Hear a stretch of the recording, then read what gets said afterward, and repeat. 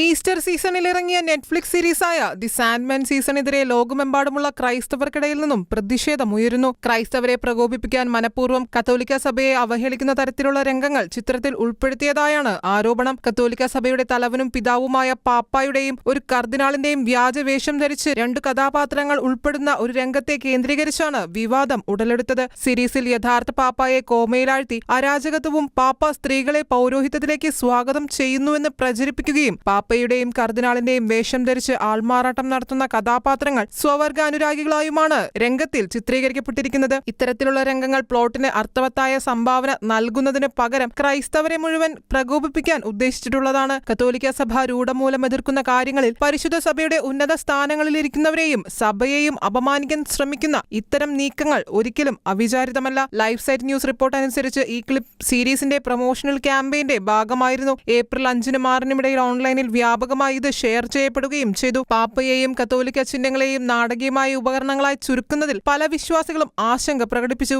ഇതാദ്യമായല്ല Netflix ക്രൈസ്തവർക്കെതിരായുള്ള ചിത്രീകരണത്തിന് വിമർശനം നേരിടുന്നത്. 2019-ലെ the first temptation of Christ എന്ന പേരിൽ യേശുക്രിസ്തുവിനെയും തിരുക്കുടുംബത്തെയും അപമാനിക്കുന്ന തരത്തിൽ ചിത്രീകരിച്ചത് വ്യാപകമായ പ്രതിഷേധം ഉയർത്തിയിരുന്നു. 2 ദശലക്ഷത്തിലധികം ആളുകളാണ് ഈ ചിത്രം നീക്കം ചെയ്യണമെന്നാവശ്യപ്പെട്ട നിവേദനത്തിൽ ഒപ്പുവച്ചിരുന്നത്.